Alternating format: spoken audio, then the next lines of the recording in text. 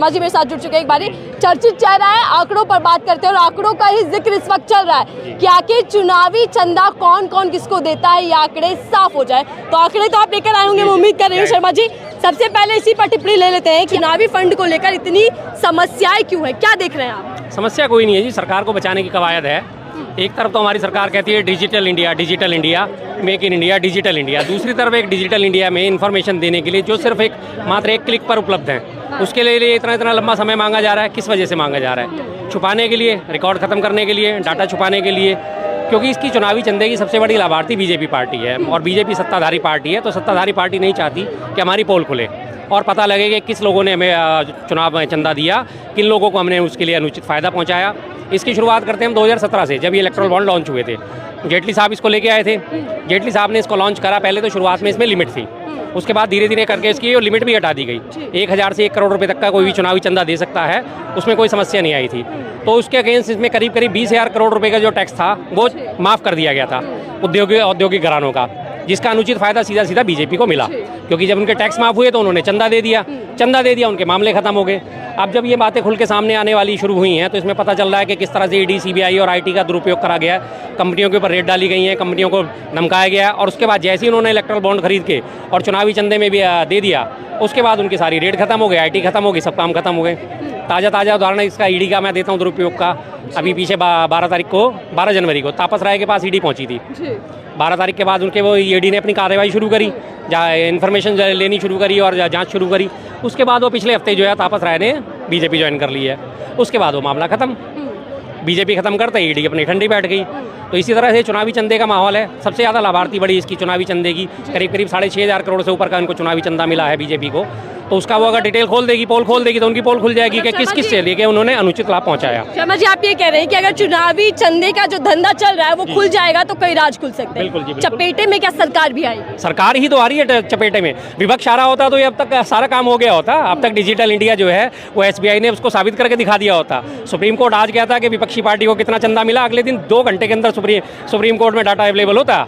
अगर ये सरकार से मसला जुड़ा हुआ ना होता, सिर्फ अगर उसमें विपक्षी शामिल होता।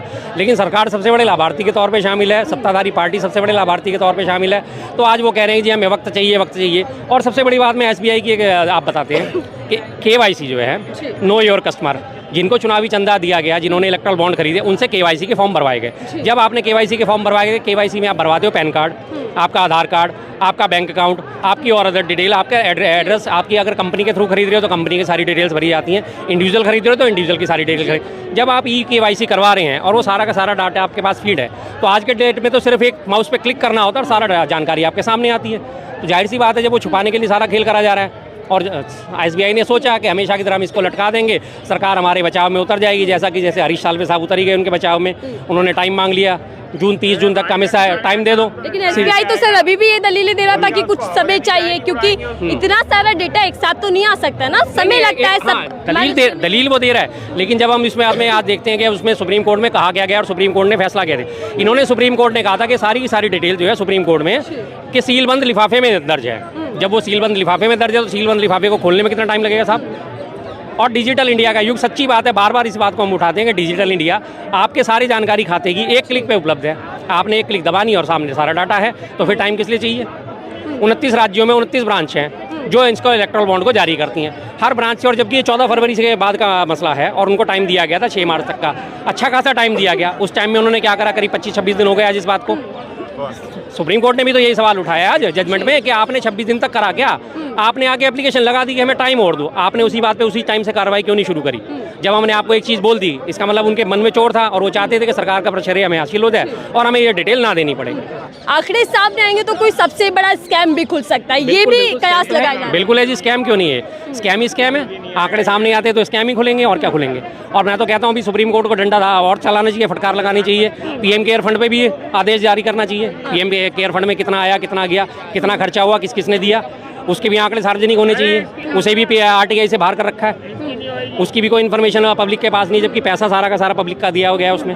तो मैं तो कहता हूँ सुप्रीम कोर्ट का प्रशंसनीय फैसला है और सुप्रीम कोर्ट के इसमें जरा सी भी ढील नहीं देनी चाहिए, तभी ये सरकार के नटबोल्ट ढीले होंगे, कसे जाएंगे। इस फैसले को सर ऐतिहासिक फैसला बताया जा रहा है, जो सही मायने में है भी, लेकिन इसका चुनावों पर कितना असर पड़ने वाला है? कुछ ही दिन बाद देश के अंदर चुनाव होने वाले हैं और ऐसे में अगर चुनावी फंडे का खुलासा हो जाता है, तो क्या लगता है कि कई बड़े नाम कौन कौन से खुल सकते हैं? देखिए जी, चुनावी इस पे जो असर कहते हैं उसको मैं मानता हूँ कि असर चुनाव पे बहुत ज़्यादा नहीं पड़ने वाला, क्योंकि जिसे कहा जाता है कि थोड़ा बहुत पढ़ा लिखा तबका वो तो इस सारे चंदे के धंधे को समझ लेगा, लेकिन एक जो लोअर मिडिल क्लास है, जो थोड़ा कम पढ़ा जो वोटर है, और जो एक बीजेपी का कोर वोटर हो चुका है कि जिसे किसी काम से कोई मतलब नहीं, मणिपुर में बहन बेटियां नंगी होती रहें, उसे कोई मतलब नहीं, ब्रजभूषण शरण सिंह बहन बेटियों के साथ बदसलूकी करता रहे, उसे कोई मतलब नहीं, उसे इसका जो बीजेपी का तबका जो ऐसा हो चुका है, अगर उनका किसानों का, उनका गृह मंत्री का बेटा किसानों के ऊपर गाड़ी चढ़ा देता है तो उन्हें उस चीज़ से कोई मतलब नहीं, तो वो वोट हिलना ही नहीं है, वो वोट तो जाएगा ही बीजेपी को।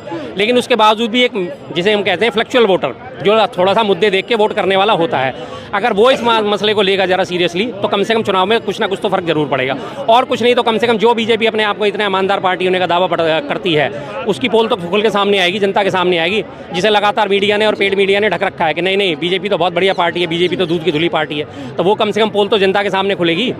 शर्मा जी, आप भी कह रहे हैं, और ये बात देखी जाए तो बहुत सच्ची भी है कि आम व्यक्ति तक हर मुद्दा नहीं पहुंच पाता, और खासकर इस तरीके के मुद्दे, लेकिन हर व्यक्ति तक एक नारा जरूर पहुंच रहा है, 400 पार, पीएम मोदी का परिवार। आपको नहीं लग रहा कि घर घर मोदी जी पहुंचते जा रहे हैं, जैसा नारा दिया जा रहा है? 400 पार पर आपकी क्या राय? ठीक है, प्रचलित नारा है और पहुंच चुके हैं, लेकिन 400 पार होने वाले तो है नहीं, और अगर ये 405 हो गए तो हमारे देश का बहुत बड़ा दुर्भाग्य होगा।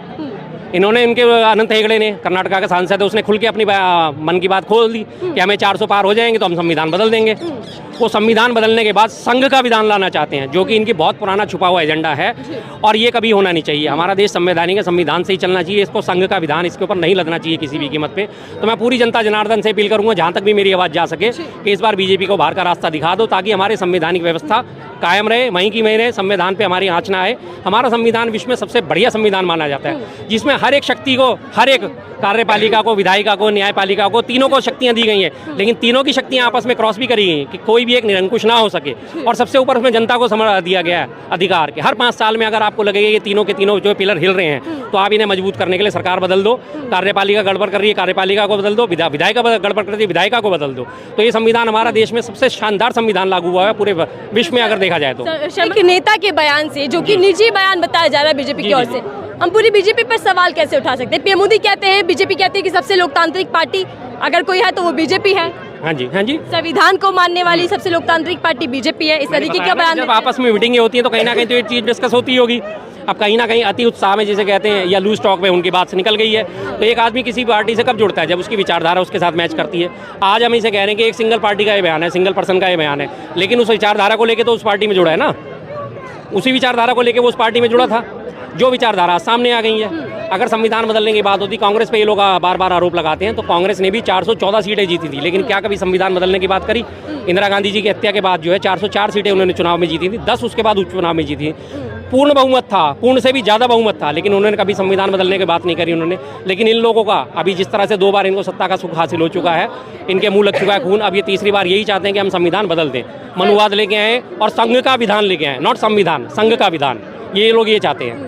राहुल गांधी भी यही कह रहे हैं कि संघ और बीजेपी की मानसिकता को दर्शा रहा है, बाबा साहेब के संविधान पर हमला है। जाहिर बात है ना, मैंने कहा ना, जब लोग जुड़ते हैं किसी पार्टी से, अगर कोई मेरी बात से सहमत है, मेरे साथ आज 4 आदमी कहते हैं शर्मा जी आप बात सही कह रहे हो, यानी वो मेरी विचारधारा से सहमत है। मैं तो अपना छोटा सा, बहुत छोटा सा उदाहरण, मात्र 4 लोग ही अगर मुझे कह देते शर्मा जी ने बात सही बोली, इसका मतलब वो लोग मेरी विचारधारा से सहमत हैं कि मैं जो बात कर रहा हूँ वो ठीक कर रहा हूँ। तो बीजेपी पार्टी से कौन जुड़ रहा है? जो विधान को बदलना चाहते हैं, जो लोग संविधान को बदलना चाहते हैं। जब उनकी मंशा ये है, उनके बड़े लीडर का किसी का बयान नहीं आया, खंडन कर दिया कि ये इनका अपना पर्सनल बयान हो सकता है। क्या भैया, जब इसी तरह के बयान अगर कांग्रेस से आते हैं, किसी और पार्टी से आते हैं, किसी एक पार्टी के, एक पर्टिकुलर बंदे के पर्सनल बयान आते, तब तो आप उसे पूरी पार्टी का तमगा लगा के दे देते हो। ऐसे बयानों से, ऐसे नेताओं की जो विवादित बयान सामने है, इसका नुकसान बीजेपी को चुनाव में होगा। मैंने कहा ना कि बीजेपी का जो वोटर है वो जिस तरह का सेट हो चुका है, उससे कोई खास नुकसान होने नहीं वाला। जो एक थोड़ा सा फ्लेक्सिबल वोटर है, जो मुद्दों को देख के वोट करने वाला है, थोड़ा पढ़ा लिखा तबका है, उसके ऊपर जरूर इस बात का असर पड़ेगा। बाकी एक 38-37% का लगभग एक कोर वोटर जो बीजेपी का सेट हो चुका है, उसे इन सब चीज़ों से कोई असर नहीं पड़ने वाला। उसने तो अभी 2 मिनट बाद आप यहाँ से ढूंढने शुरू करोगे, जो बिल्कुल अंधे भक्त, जिसे आजकल शब्द चल चुका है कि अंधे भक्त, वो यही कहेंगे जी कौन आएगा? बीजेपी। अब की बार मोदी सरकार क्यों आएगी? कोई नहीं जी, हमें इस बात से कोई काम करा है नहीं जी, हमें इस बात से कोई मतलब नहीं। कोई बता दो यार, 2-4 काम तो बता दो मोदी सरकार। नहीं जी, हमें कोई मतलब नहीं, लेकिन हम तो मोदी बीजेपी तो कहती है ना कि हमारे कार्यकर्ता, हमारे नेता घर घर पहुंचे, जनता तक पहुंचे। बाकी पार्टियां क्यों नहीं पहुंच पाई घर घर जनता तक? जनता तक तो सारी पार्टी पहुंची हुई, कौन सी पार्टी जनता तक नहीं पहुंची हुई? ये तो सिर्फ कहने की बात है कि वही घर घर तक पहुंचे हुए। मेरे घर तो नहीं आए, तो मैं तो नहीं कह सकता कि बीजेपी वाले मेरे घर आए। सीधी सी बात है। और मैं अभी तक कह रहा हूँ, इस इलेक्शन में अभी तक कांग्रेसी भी मेरे घर नहीं आए, लेकिन कहीं ना कहीं तो उनके मैसेज तो जा रहे हैं ना।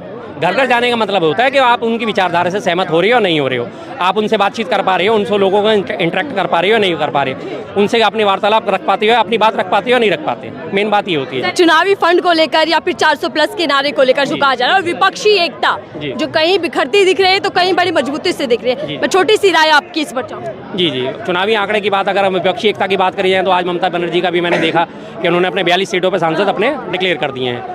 वो एक कमजोर कड़ी साबित हो सकती है, लेकिन अगर दूसरी तरफ हम देखें तो अखिलेश यादव, आम आदमी पार्टी और बाकी सारी पार्टियां जो है वो दमदार तरीके से सामने आ चुकी हैं हर हालत में। और अभी आप ये देखिए कि बीजेपी के वर्तमान में 2 सांसद जो हैं, जो अभी सांसद हैं, एक राजस्थान से चुरू से और दूसरे एक हरियाणा से, छोड़ के कांग्रेस में शामिल हो गए हैं, क्योंकि उन्हें जमीनी हकीकत मालूम है। रही बात आंकड़ों की, तो चुनावी चंदे में सबसे ज़्यादा करीब 6,500 करोड़ रुपए जो बीजेपी ने चुनावी चंदा इलेक्ट्रल बॉन्ड के थ्रू ही जुटाया है जी। और उसका करीब करीब जो माना जाता है कि 80% के लगभग जो है चंदा इनको अकेली पार्टी को मिला है जी। बहुत बहुत धन्यवाद शर्मा जी से हम बातचीत करते हैं।